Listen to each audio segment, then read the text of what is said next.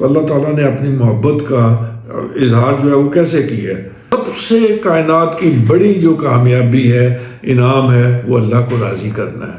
اس دنیا کے نظام کو چلانے کے لیے وہ الرحمن ہے، آخرت کے نظام کو چلانے کے لیے، دیکھنے کے لیے وہ الرحیم ہے۔ بسم اللہ الرحمن الرحیم۔ السلام علیکم۔ الحمدللہ رب العالمین، ہم سمجھ چکے۔ آج ہم بات کریں گے الرحمن الرحیم پہ۔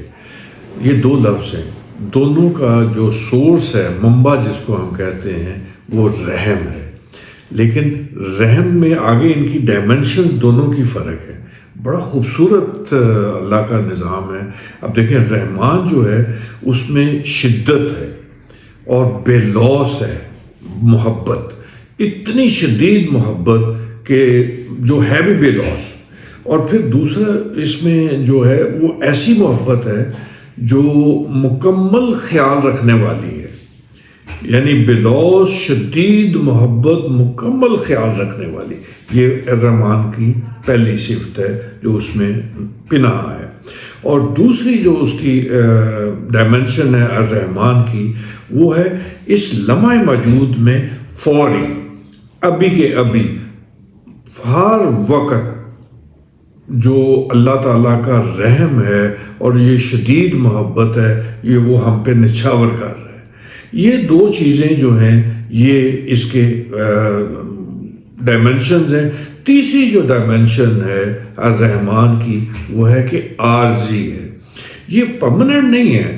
اللہ تعالیٰ ہم سے محبت تو کرتا ہے، وہ تو قائم ہے، وہ ساری چیزیں اپنی جگہ پہ ہیں، لیکن وہ کرے یا نہ کرے یہ اس کی ڈسکریشن ہے، اس کی چوائس ہے۔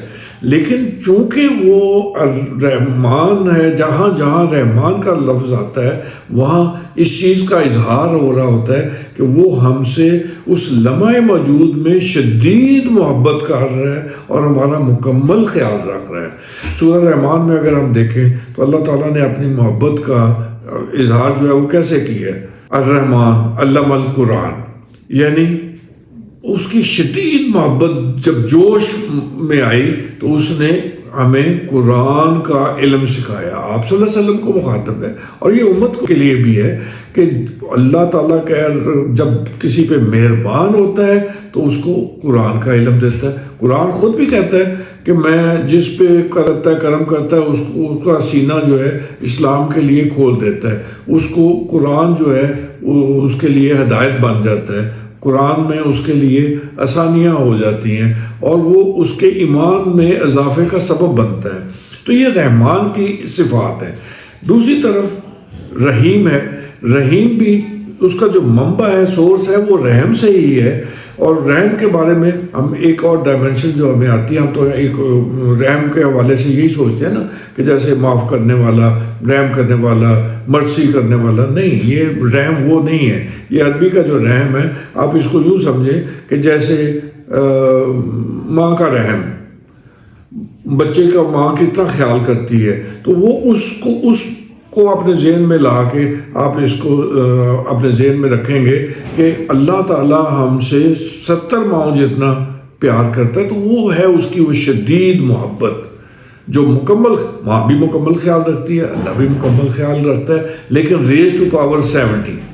اب رحیم کی دیکھیں صفات، تو رحمان جو تھا وہ دنیا کے لیے ہے، اس دنیا کے نظام کو چلانے کے لیے وہ الرحمن ہے، آخرت کے نظام کو چلانے کے لیے، دیکھنے کے لیے وہ الرحیم ہے۔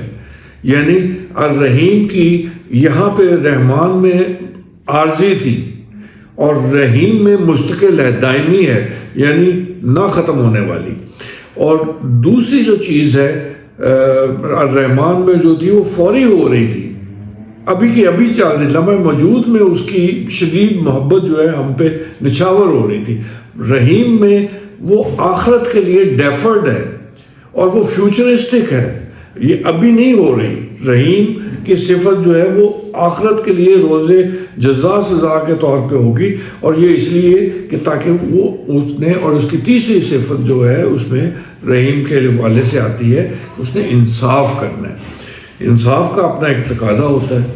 انصاف کا تقاضا کیا ہوتا ہے انصاف کا تقاضا ہوتا ہے کہ اس میں جو ہے شفقت، رحمت اور والی چیزیں نہیں ہونی چاہیے، میزان ہونا چاہیے، ناپ تول کا نظام ہونا چاہیے، اس میں منفی اور مثبت جتنے پہلو ہیں ان جو آپ کے ساتھ ہوتے ہیں، لائکس ڈس لائکس وغیرہ وغیرہ، یہ کہیں اس میں نہیں آنے چاہیے، اور بالکل پیور، جیسے ہمارے ہاں جوڈیشل سسٹم میں ہم کہتے ہیں قانون اندھا ہوتا ہے، جج کی آنکھ پہ پٹی بندی ہوتی ہے، تو وہ والا معاملہ ہے، انصاف کا وہ تقاضا ہے تو وہ انصاف کرے گا۔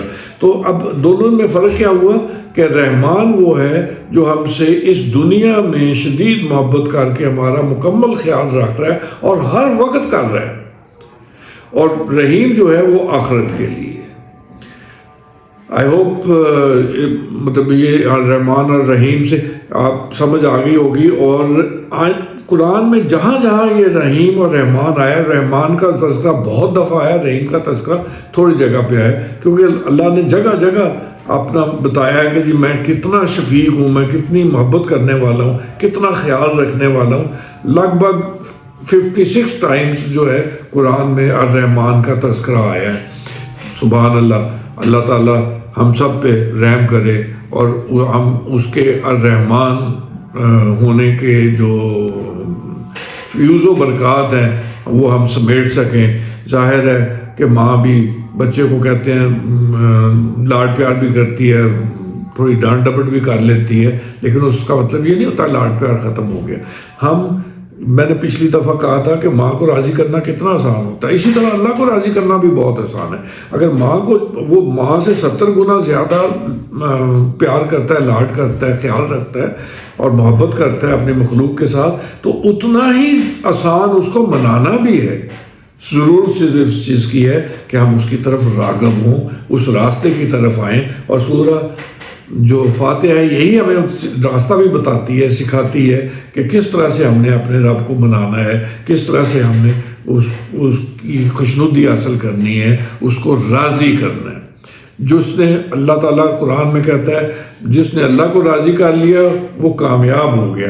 سب سے کائنات کی بڑی جو کامیابی ہے، انعام ہے، وہ اللہ کو راضی کرنا ہے۔ آئیے میں اور آپ مل کے اپنے طور طریقے کے مطابق اللہ کو راضی کرنے کی کوشش کریں۔ شکریہ۔